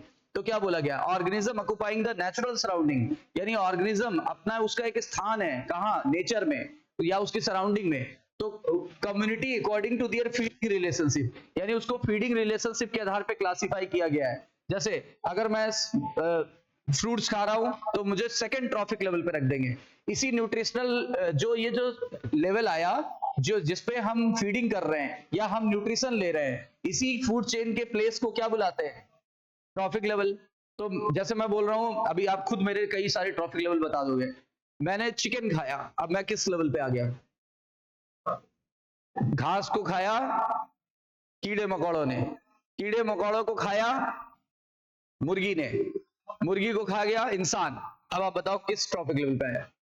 कहां थर्ड आया भाई? पहले पे आया घास, दूसरे पे आए कीड़े, कीड़े को खाया मुर्गी ने, मुर्गी को खा गया इंसान। कौन से trophic level? Fourth trophic level पे आ गया। आया कि नहीं आया? अच्छा, अब एक ये वाले ट्रॉफिक लेवल देखो जरा। पानी के एल्गी को खाया पानी के कीड़े ने, तो क्या हो गया? Second trophic level. पानी के कीड़े को खा गया मछली, और मछली को खाया इंसान ने, तो कौन सा trophic level? Fourth trophic level. या ऐसा चलो चेक करो, पानी के कीड़े को खाया जू प्लैंक्टन ने, नहीं, पानी के एल्गी को खाया जू प्लैंक्टन ने, दूसरा ट्रॉफिक लेवल। उसको खाया स्मॉल फिश ने, स्मॉल फिश को खा गया लार्ज फिश, अब लार्ज फिश को खाया इंसान ने, फिफ्थ ट्रॉफिक लेवल पे आ गया। तो ऐसे बहुत सारे ट्रॉफिक लेवल हो सकते हैं, इसी को बोलते हैं ट्रॉफिक लेवल। जो न्यूट्रिशनल लेवल होता है, न्यूट्रिशनल लेवल या फूड जहां पर हम ऑक्यूपाई कर रहे हैं, किसी प्लेस, जो प्लेस हमें मिल रही है, उसे बोलते हैं trophic level. Producer belongs to first trophic level, लेकिन बाकी हार्बीवोर्स जो होता है ज्यादातर सेकंड, और कार्निवोर्स ये थर्ड पे हो सकते हैं। फिक्स नहीं है, क्योंकि यहाँ प्राइमरी कार्निवोर्स भी हो सकता है, सेकेंडरी भी हो सकता है, टर्सरी भी हो सकता है। एक ट्रॉफिक लेवल बताने की कोशिश की एनसीईआरटी ने, ये देखिए, जैसे ये वाला एग्जांपल समझिए। घास को खा गया ग्रॉस ऑपर, ग्रॉस ऑपर को खा गया बर्ड, बर्ड को खा गया इंसान। अब आप बताओ, टॉप कंज्यूमर बन गए? ठीक है, जरा ये वाली चेन देखो। फाइटोप्लैंक्टन को खा गया जू प्लैंक्टन, जू प्लैंक्टन को खा गया फिश, फिश को खा गया इंसान। फिर हम आ गए टॉप कार्निवोर्स में। घास को खाया काऊ ने, काऊ को खा गया वुल्फ, वुल्फ को खा लिया लायन ने। फिर से देखो वही ट्रॉफिक लेवल, सबका ट्रॉफिक लेवल साफ दिख रहा है। मैन और वो लायन, ये टॉप कंज्यूमर हो सकते हैं, याद रखिएगा। अच्छा, टॉप कंज्यूमर्स को कोई खाता है क्या? नहीं। कभी शेर का शिकार किसी ने किया, मतलब खाने के लिए? नहीं। पीकॉक का शिकार, क्योंकि ये लोग चेन खत्म। ईगल का शिकार जल्दी नहीं करता कोई, ठीक है ना, जल्दी नहीं करता। वो पर्पस अलग हो सकता है कि ईगल के बारे में स्टडी करनी है या ईगल की जानकारी लेनी है, तो ईगल को या तो दुबई में पाल लेते हैं, देखा होगा, हाथ पे बिठा के, नहीं, रेगिस्तान। वो अलग पर्पस है, वो खाने के लिए नहीं कर रहे हैं, वो एंटरटेनमेंट के लिए कर रहे हैं, वो पर्पस अलग हो सकता है। The important point of note, important point to be note, that amount of energy हमेशा घटेगी ऊपर जाने पर, ऊर्जा हमेशा घटती है, यही कारण है। आप बताओ, शेर को ज्यादा मांस चाहिए और हमें कम खाना चाहिए, शाकाहारियों को कम खाना। अच्छा, घोड़ा क्या है? जानवर तो है, कैसा है? शाकाहारी है। अच्छा, घोड़े की पावर बहुत ज्यादा है, उसके पास कम घास खाएगा, ऊर्जा ज्यादा मिलेगी, ठीक है ना, कम घास खाया, ऊर्जा ज्यादा मिलेगी। लेकिन शेर को ज्यादा मांस खाएगा तो ऊर्जा कम मिलेगी। क्यों? जितनी ज्यादा ऊपर जाते हैं 10% वाला रूल लागू होता है। कैसे, आप बताओ। अच्छा, सूरज से जो रोशनी आई उसमें था 1 2 3 4 5 6 7 1 करोड़ जूल, ठीक है, 1 करोड़ जूल। अब बताओ प्लांट में कितनी पहुंची? 1% पहुंचती है, ये कट गया, कितनी पहुंची? 10,000 जूल। चलो, हार्बीवोर्स में कितनी पहुंची? 1000 जूल। बताइए, प्राइमरी कार्निवोर्स में कितनी पहुंची? 100 पहुंची। अच्छा, लायन के पास कितनी पहुंची? अब 10 जूल में उसका क्या भला होना है? यही कारण है कि उसको ज्यादा से ज्यादा मांस खाना पड़ता है। पूरा एक बड़ा सा, वो देखो, बड़ा सा एक गाय का शिकार करेगी, पूरा गाय उसको खा लेंगे वो लोग, फिर थोड़ा बहुत तो छूट ही जाता है तो वो छोड़ देते हैं, फिर बाकी वो गीदड़ वगैरह, इसलिए तो गीदड़ बोला गया, शिकार नहीं करता, वो शेर को फॉलो करता है, वहां पे जाता है, जब वो बचा होता है फिर वो खाते हैं, उनसे जो बच जाता है चील गिद्ध कौवे ये सब खाते हैं, तो सबका अपना काम चल रहा है। When any organism dies, जब कोई भी मरता है तो डेट्राइटस बन जाता है, और लिखा है डेट्राइटस बन जाता है तो वो भी सोर्स ऑफ एनर्जी की तरह काम करता है। ऐसा नहीं कि डेट्राइटस में ऊर्जा नहीं है, उस खाने में भी ऊर्जा है, लेकिन वो किसके काम आएगा? डिकम्पोजर्स के लिए। organism of each trophic level depend on the those lower trophic level for their energy demand। यानी कि हमेशा ऊपर वाला ऑर्गेनिज्म अपनी एनर्जी के लिए लोअर वाले पर निर्भर करेगा। तो आप इसीलिए बोलिए हॉर्स के पास ज्यादा पावर है, ठीक है ना, एनर्जी वाइज हॉर्स ज्यादा स्टेबल है, लेकिन ताकत वाइज कौन ज्यादा स्टेबल है? Top carnivores. शेर ज्यादा ताकतवर है लेकिन ऊर्जा कम है उसके पास। लेकिन वैसे देखा जाए तो ऊर्जा वाइज सबसे ज्यादा पावरफुल कौन है? हॉर्स। और इसीलिए देखा होगा आपने, जितने भी पंप होते हैं, जितने भी इलेक्ट्रिक इक्विपमेंट्स होते हैं, सब में हॉर्स पावर लिखी जाती है। क्यों नहीं लिख देते लायन पावर्स? लायन के पास उससे ऊर्जा कम है, लायन के पास ऊर्जा कम है, लायन के पास मस्कुलर पावर ज्यादा है, एनर्जी वाइज पावर ज्यादा नहीं है। एनर्जी वाइज पावर किसके पास ज्यादा होती है? शाकाहारियों के पास। शाकाहारी कौन? जैसे हॉर्स। सबसे ज्यादा एनर्जी हॉर्स के पास होती है, शाकाहारियों में बता रहा हूं। Each trophic level has certain mass. हर एक ट्रॉफिक लेवल पर एक सर्टेन मास होता है, ठीक है, उसे हम बुलाते हैं स्टैंडिंग क्रॉप। ये क्वेश्चन आया हुआ है। हर एक ट्रॉफिक लेवल पर कुछ सर्टेन मास होता है लिविंग ऑर्गेनिज्म का, ठीक है, या लिविंग मटेरियल का, उसे बोलते हैं स्टैंडिंग क्रॉप। स्टैंडिंग क्रॉप का मतलब होता है बायोमास। बायोमास या नंबर पर यूनिट एरिया निकाल सकते हैं। दो तरीके से स्टैंडिंग क्रॉप निकाली जा सकती है। या तो देखो, बरगद के केस में हमने क्या देखा था? बायोमास। पार्थिनियम के केस में हमने क्या देखा था? नंबर। तो यानी एक हम उसको बायोमास से भी निकाल सकते हैं, नंबर से भी निकाल सकते हैं, पर्टिकुलर एरिया के। बायोमास ऑफ स्पीसीज कैसे हो सकता है? फ्रेश या ड्राई। पर कह रहा है, क्वेश्चन पूछ लिया, मेजरमेंट कैसे ले? फ्रेश वेट में और ड्राई वेट में। और क्यों? मेजरमेंट हमेशा लेना है dry weight. Dry weight accurate रहेगा। क्यों? क्योंकि वाटर कंटेंट सीजन बदलने पर बदल जाता है। वाटर का जो कंटेंट है सीजनल वेरी करता रहता है। अब बताओ, सर्दियों में ज्यादा पानी चाहिए कि गर्मियों में? तो फिर पानी की जरूरत आपकी बॉडी में ही बदल जा रही है। ऐसे हर जीवों में बदल जाती है, पेड़ पौधों में बदल जाती है। गर्मियों में रोज पानी देना होता है पेड़ पौधों को। सर्दियों, मैं गमलों की बात कर रहा हूं, है ना, लेकिन सर्दियों में आप एक बार दे दो, 15 दिन बाद नंबर आएगा, क्योंकि पूरा मॉइस्चर मेंटेन रहता है। The number of trophic level of GFC is restricted to the transfer of energy flow. देखो कह रहा है रेस्ट्रिक्ट रहता है, यानी कि 3 से 4 ट्रॉफिक लेवल से ऊपर नहीं जा पाता। अच्छा बताओ, शेर को कोई खा लेता, अगर, वैसे तो खाता नहीं है, शेर को कोई खा लेता, कितनी जूल पहुंची? अरे 10 जूल थी शेर पे, कितनी पहुंची? अब 1 जूल में क्या ही होता है? 1 जूल एनर्जी कुछ नहीं होती है। आपको प्रतिदिन, एक नॉर्मल व्यक्ति को प्रतिदिन, जो एक ऑफिस में बैठ के काम करता है, जिसको कोई कुछ नहीं करना, no physical work, only mental work, थोड़ा थोड़ा सोचना है, वो भी कंप्यूटर की मदद से करना है, उसको 2.5 से 3,000 किलो कैलोरी चाहिए। किलो कैलोरी, 2.5 से 3,000 किलो कैलोरी। आप सोचिए 1 जूल में होता ही क्या है? एक शब्द बोल दिया, 1 जूल खत्म, है ना, एक शब्द बोल दिया, 1 जूल खत्म। एक स्टूडेंट को 3-3,500 किलो कैलोरी एनर्जी चाहिए, ठीक है ना। एक लेबर को 5,000 किलो कैलोरी तक एनर्जी चाहिए, अगर वो हार्ड वर्क कर रहा है तो एनर्जी अलग अलग रिक्वायरमेंट्स के आधार पर चलती है। इसी कारण है कि फूड चेन ज्यादा ऊपर नहीं जा सकती, क्योंकि अगर शेर पर 10 जूल मिल रही है तो शेर को कोई खाता, 1 जूल मिलती है। 1 जूल होती ही कितनी है? Number of trophic level GFC का रेस्ट्रिक्ट होता है। क्यों? क्योंकि ट्रांसफर ऑफ एनर्जी कौन सा रूल फॉलो करती है? 10% लॉ। केवल 10% एनर्जी ही ट्रांसफर होती है नीचे से ऊपर की तरफ, यानी कि each trophic level from the lower trophic level, मतलब नीचे से ऊपर जाने पर 10% पहुंचती है। अभी मैंने आपको करके बताया question. It is possible to have many level, बोलते बहुत सारे लेवल हो सकते हैं, प्रोड्यूसर का, हार्बीवोर्स का, प्राइमरी कार्निवोर्स का, सेकेंडरी कार्निवोर्स का। कहां पे? जीएफसी में। कह रहा है क्या ऐसी कोई लिमिटेशन डीएफसी में है? नहीं। 10% law only followed by the GFC, never followed by DFC. और ये देखो दिखा रहा है, सन से जो ऊर्जा मिली सारी की सारी नहीं जा रही, 90% लॉस हो जाती है, 10% ही पहुंचती है, फिर 90% लॉस, 10% पहुंची, फिर 90% लॉस, 10% पहुंची। और ये जो हीट निकल रही है ये यूनिवर्स में ही जा रही है, यूनिवर्स की डिसऑर्डरनेस को बढ़ा रही है, मतलब एंट्रोपी की एंथैल्पी बढ़ती जा रही है। अब इकोलॉजिकल पिरामिड पे क्वेश्चन आते हैं। You must familiar the shape of pyramid.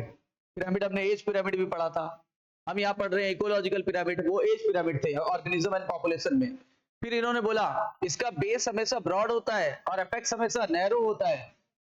हमेशा नहीं बोला है, यूजुअली ऐसा होता है। क्या कह रहा है कि आपको इसी तरीके के शेप ज्यादातर देखने को मिलेंगे फूड के लिए और एनर्जी के लिए, फूड के लिए और एनर्जी के लिए।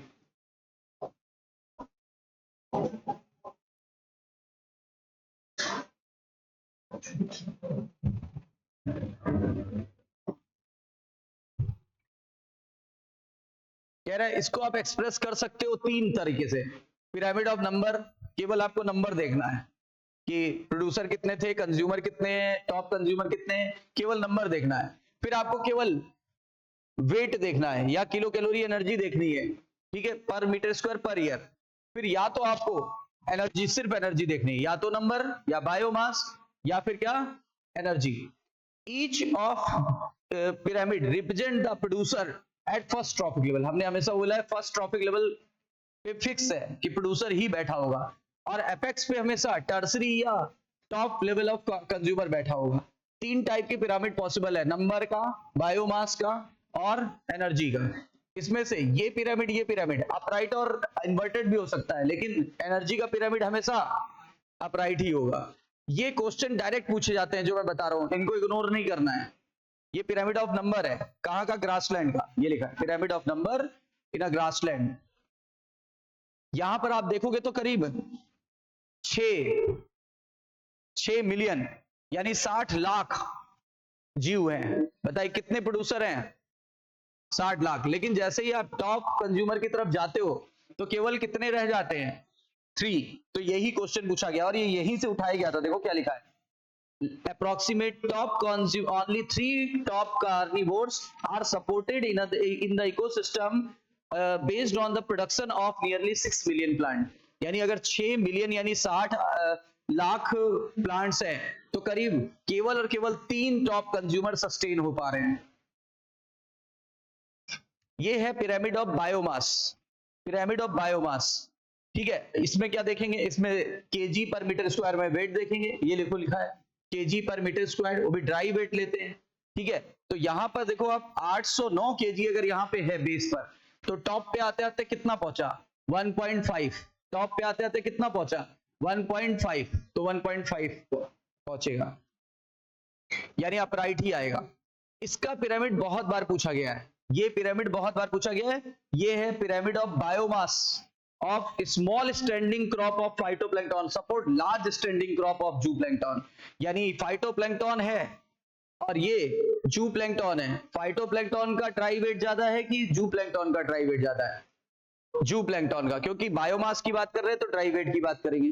किसका ज्यादा है, इसका है 4 केजी पर मीटर स्क्वायर, इसका है 21 केजी पर मीटर स्क्वायर। तो बताइए small standing crop of phytoplankton support the large standing crop of zooplankton. और ये पानी का पिरामिड, पानी में जितने भी पिरामिड्स बनते हैं पानी में बायोमास के, वो लगभग इन्वर्टेड बनते हैं।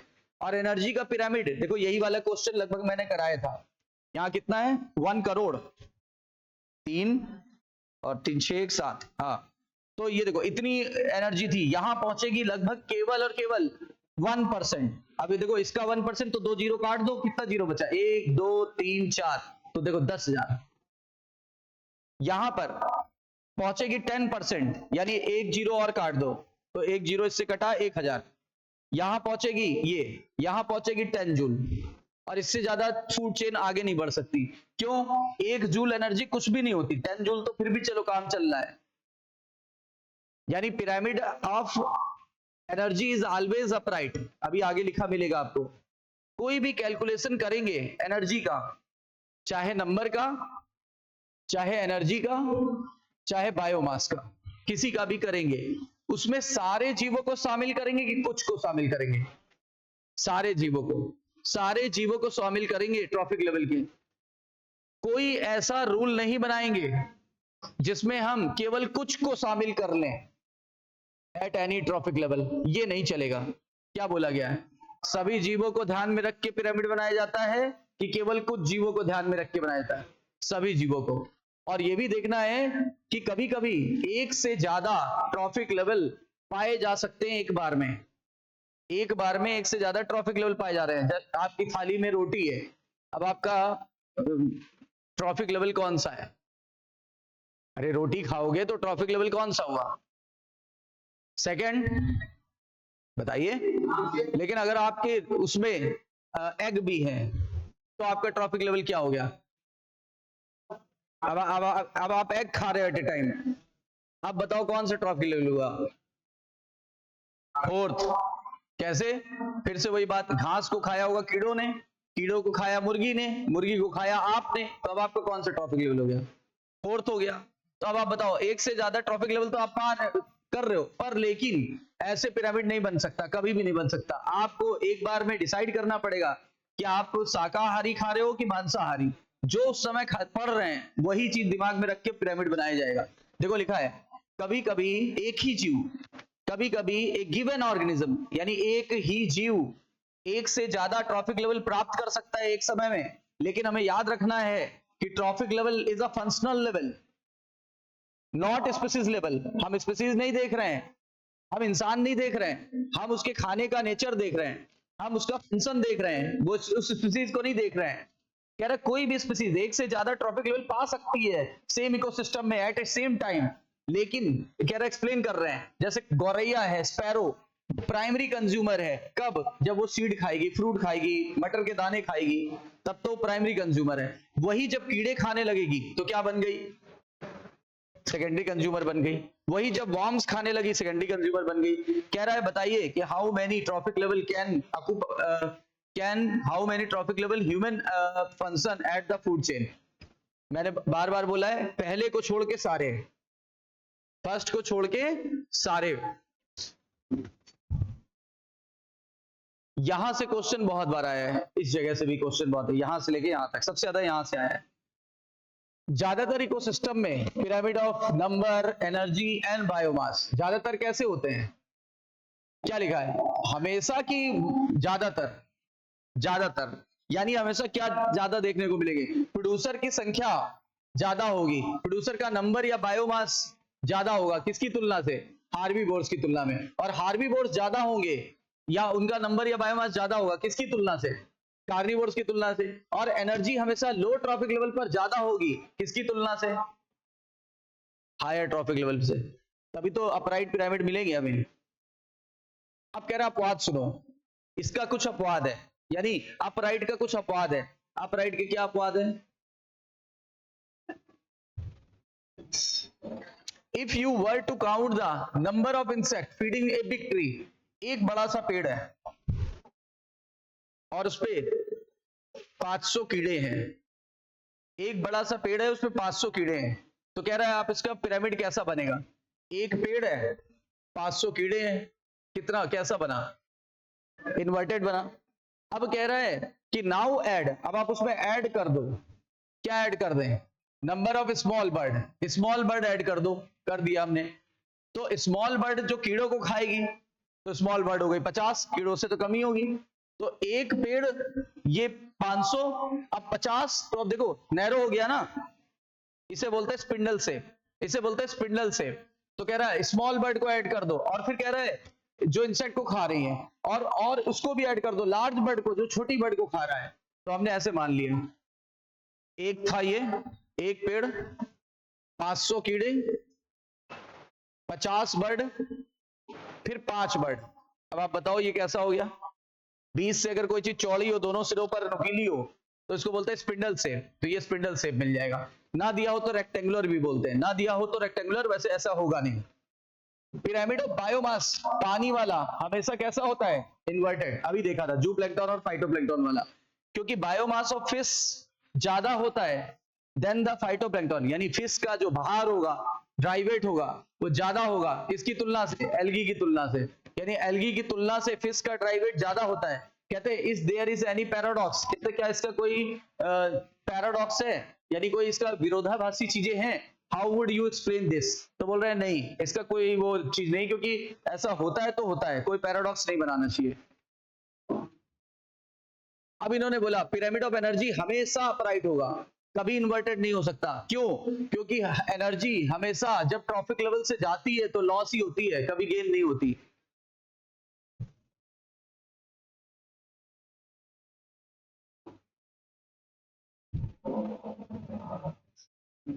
जब भी नेक्स्ट ट्रॉफिक लेवल पर जाती है तो कुछ एनर्जी हमेशा लॉस हो जाती है हीट के फॉर्म में हर एक स्टेप पे, और each bar of energy pyramid indicate the amount of energy present at the each trophic level in the given type annually पर यूनिट एरिया। इन्होंने बोला हर एक बार का मतलब वो जो वो दिख रहा है इसको एक बार बोल रहा है, एक बार, दूसरा बार, तीसरा बार, बार, इनको ब्लॉक को बार बोल रहा है। हर एक बार में जो ऊर्जा भरी हुई है वो इंडिकेट कर रही है अमाउंट ऑफ एनर्जी वहां उपस्थित है, कहां पे, ट्रॉफिक लेवल पर, गिवन टाइम में, या एनुअली पर यूनिट एरिया, या तो टाइम के रिस्पेक्ट पे चल रहे हैं या तो पर एनम चल रहे हैं, पर यूनिट एरिया।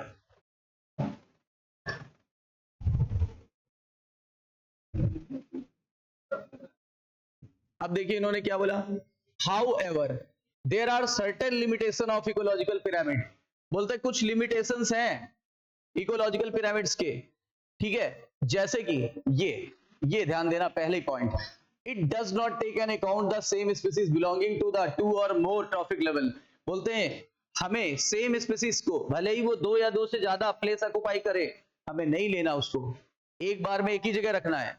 कह रहा है ये लिमिटेशन है, पहले समझा रहा था कि कभी कभी एक ही स्पीसीज एक से ज्यादा प्लेस ऑक्युपाई कर सकती है, अब वो कह रहा है करने दो लेकिन उसको रख मत देना, एक बार में एक ही जगह रखेंगे, क्यों, क्योंकि फंक्शनल लेवल था, स्पीसीज लेवल नहीं होता है।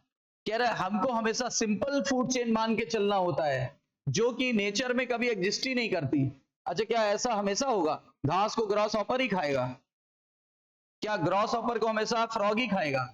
नहीं, हम तो सिंपल मान के चलते हैं ऐसा कुछ भी हो सकता है, कुछ भी हो सकता है। It does not accommodate the food chain, हम मान के चलते हैं कि फूड चेन नहीं बनी, लेकिन ऐसा होता है नेचर में, ऐसा होता नहीं है। पहला हम ये मान के चलते हैं कि एक से ज्यादा स्पीसीज ऑक्युपाई कर सकती है, लेकिन हमको सेम स्पीसीज को एक ही बार में एक ही जगह लेना है। दूसरा हम सिंपल फूड चेन समझते हैं लेकिन जो नेचर में एग्जिस्ट ही नहीं करता, हमें लगता है फूड वेब बनता नहीं है नेचर में, लेकिन बनता है। और तीसरी इंपॉर्टेंट बात, सेप्रोफाइट यानी डिकम्पोजर्स को कोई जगह नहीं दी गई पिरामिड में। अगर हम बोले पिरामिड में डिकम्पोजर्स को किस ट्रॉफिक लेवल पर रखेंगे, आंसर कोई ट्रॉफिक लेवल पर नहीं रखेंगे। क्यों? क्योंकि जबकि ये पता है बहुत ज्यादा इंपॉर्टेंट भूमिका निभा रहे हैं, इकोसिस्टम इनके बिना चल ही नहीं सकता, लेकिन जो सबसे ज्यादा भूमिका निभा रहे हैं उसको कोई जगह नहीं दी। यानी ये सब क्या है, ये सब लिमिटेशंस है, यानी समझो कि अपवाद है, ये सब अपवाद भरी चीजें, ये नहीं होना चाहिए। ये हमारी चीजों को, स्टडी को कंसाइज कर दे रहा है।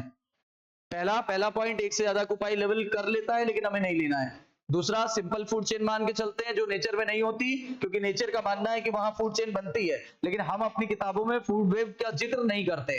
नंबर 3, सैप्रोफाइट्स का बहुत इंपॉर्टेंट भूमिका निभाते हैं, वाइटल रोल प्ले करते हैं, लेकिन हम उसे पिरामिड में कोई जगह फिर नहीं दे सकते। तो ये भी हो गया, ये है नहीं सिलेबस में, क्वेश्चन कर लेते हैं।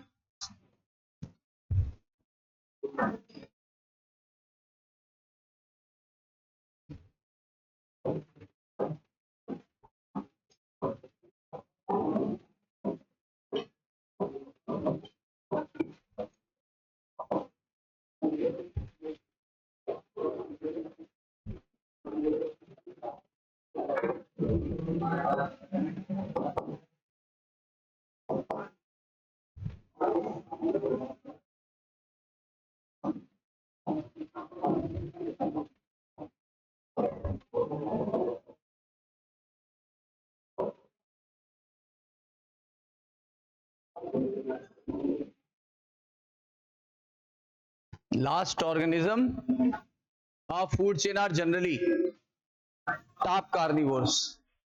और फर्स्ट बोलता तो फर्स्ट इकोसिस्टम में पॉपुलेशन ऑफ क्या होगी, primary carni producers are larger than the primary consumer. Population of primary producer ज्यादा होती है ज्यादातर प्राइमरी कंज्यूमर से।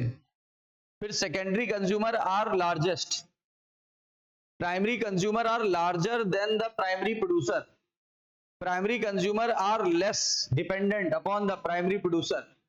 ये सही होगा, पहला ही सही होगा। ये लार्ज का मतलब साइज लार्ज नहीं बोल रहा है, पॉपुलेशन की बात कर रहा है। कह रहा है हमेशा प्राइमरी प्रोड्यूसर की संख्या कंज्यूमर की तुलना से ज्यादा होगी, ये बात तो सही है, वरना भोजन ही नहीं मिलेगा। एक बड़ी सी फिश ईटिंग, एक बिग फिश है जो स्मॉल फिश को खा रही है, और वो स्मॉल फिश हाइड्रा को खा रहा है, हाइड्रा वाटर फ्लिया को खा रहा है, और वाटर फ्लिया फाइटोप्लैंक्टन को खा रही है। तो इस चेन में वाटर फ्लिया क्या होगी? तो देखो, फाइटोप्लैंक्टन प्लांट लेवल T1 पे आएगा, ये T2 पे आएगा हार्बीवोर्स। वाटर फ्लिया क्या हुई? हार्बीवोर्स। हार्बीवोर्स को और क्या कह सकते हैं? Primary consumer. Primary consumer, herbivores को क्या बोला था अभी? Primary consumer.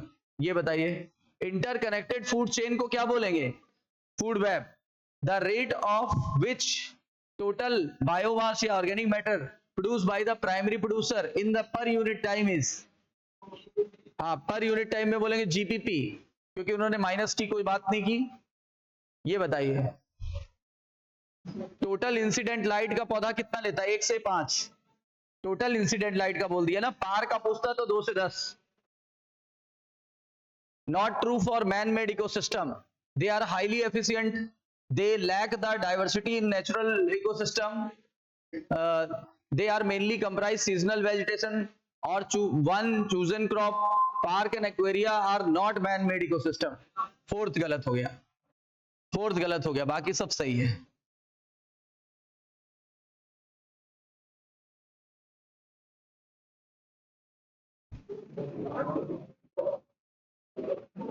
Not characteristic of ecosystem, कौन सा कैरेक्टरिस्टिक नहीं है इकोसिस्टम का? क्या होगा? Dominant species, third option. ये सब तो है। Organism acquiring, organism which acquire energy and nutrient by digesting the organic molecule of living organism are called as,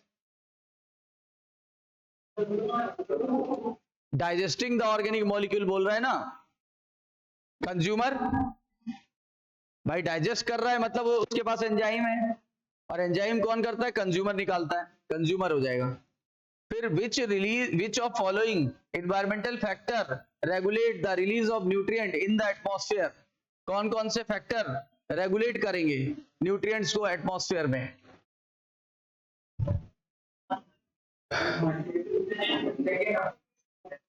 हाँ, एनवायरमेंटल फैक्टर में सॉइल आएगा, मॉइस्चर, पीएच, टेम्परेचर, प्रेशर आता नहीं है, इसमें भी प्रेशर दिया है, नहीं आएगा। विंड, फिर प्रेशर दिया है, गलत हो जाएगा, ये सेकंड सही होगा। ये बताइए, if we completely remove the decomposers, ये मैंने अभी कराया था, तो क्या हो जाएगा? Energy flow will be block, या mineral movement will be block. Movement से मतलब नहीं, मिनरल रिलीज होता तो सही होता, मिनरल मूवमेंट नहीं, मिनरल रिलीज होता तब सही हो जाता, वैसे ही हो जाएगा। Read the following statement about humus and choose the best option. Humus colloidal है, सही है। इजिली एंड क्विकली डिकम्पोज, गलत हो गया, ये सही है, ये सही है, यानी पहला और तीसरा और चौथा, ओनली सेकंड इज फॉल्स, ये ज्यादा सही है। भाई ट्रू ना बोल के फॉल्स पूछ लिया, ये तो हट गया है।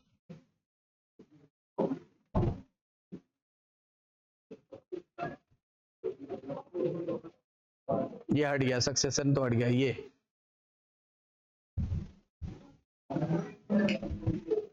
भी हट गया है, हाँ ये सब हट गया।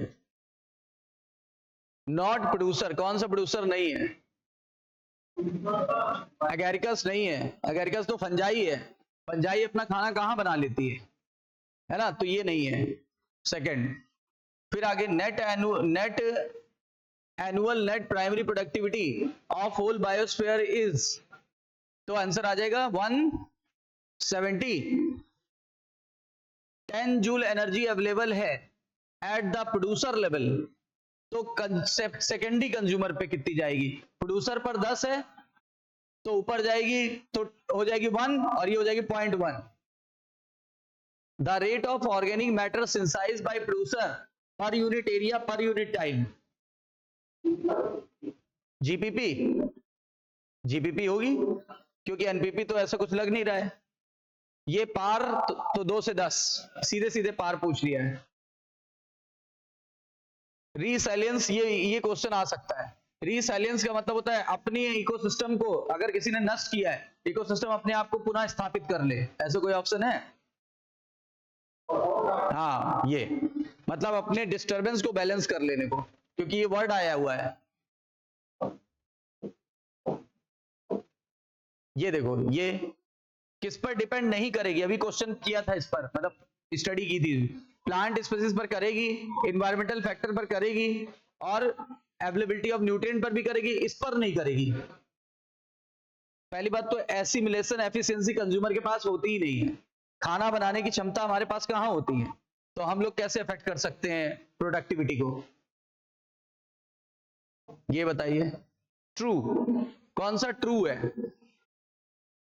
Small number of phytoplankton support the large number of जूप्लैंक्टन। गलत है, small number of phytoplankton support the large number of zooplankton. और भी देख लेते, इस ये सही है, small standing crop of phytoplankton support, ये शब्द लिखा है, देखो एनसीईआरटी में ये नहीं लिखा है, ये लिखा है, चेक करिए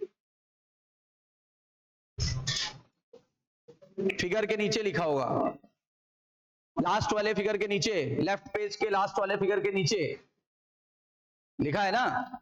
और बच्चा देखते ही पहला यही कर देता है, इसीलिए ये क्वेश्चन कराया आपको, इंपॉर्टेंट क्वेश्चन था ये। कौन सा लिमिटेशन नहीं है, अभी हमने लिमिटेशंस पढ़े थे ना, कौन सा लिमिटेशन नहीं है? ये नहीं था। आप देखो, ये वर्ड हमने वहां पढ़ा था पहले, ये लिमिटेशन में नहीं पढ़ा था, जनरलाइजेशन में पढ़ा था। देखो, एक चीज, दो चीज, तीन चीज, ये लिमिटेशन में पढ़ा है, चेक करो अभी लास्ट ही। लेकिन वो हमने जनरलाइजेशन में पढ़ा था, वो लिमिटेशन नहीं था, जनरलाइजेशन था। तो second option is wrong, second option wrong हो जाएगा। ये बताइए, primary productivity is affected by, ये प्राइमरी प्रोडक्टिविटी इज, उसके लिए कौन सी बातें सही है? 10% लेस देन सेकेंडरी प्रोडक्टिविटी, गलत है, प्रोडक्टिविटी नहीं, एनर्जी 10% फॉलो करती है। Rate of formation of new organic matter by the consumer, नहीं, कंज्यूमर पे प्राइमरी सेकेंडरी हो जाएगी, गलत हो जाएगा। Expressed in the terms of weight और एनर्जी, ये सही है, थर्ड सही है। Amount of biomass produce per unit area over a time during the, ये भी सही है, यानी कि सही पूछा है तो थर्ड और fourth. Primary productivity affected by, सारे सभी से अफेक्टेड होगी ना, ये तो नहीं है, ये तो हट गया है।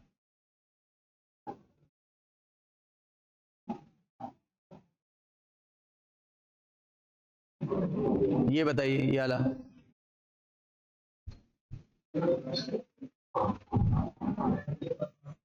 Temperature, soil and moisture are the most important climatic factor that regulate decomposition through their effect on the activity of soil microbes। हाँ, सही है। और warm and moist environment favor the decomposition, जबकि लो टेम्परेचर और एनाएरोबिक buildup कर देगा organic matter को, ये भी सही। क्या एक्सप्लेन कर रहा है बताइए? यहां टेम्परेचर, सॉइल और इनकी बात की गई है जो इफेक्ट कर रहा है, यहां वार्म और मॉइस्चर की बात की गई है जो फेवर कर रहा है, लो टेम्परेचर जो हो रहा है एनाएरोबिक, ये जो है ये इनहिबिट कर रहा है। अब यहां टेम्परेचर की ही बात को यहां ले आए हैं, ठीक है, टेम्परेचर की बात को देखो यहां पे जोड़ दिया इन्होंने, और उसके बाद एनाएरोबिक कंडीशन की बात की है, तो क्लाइमेटिक फैक्टर में तो आ ही जाएगा, तो यानी ये एक्सप्लेन कर देगा।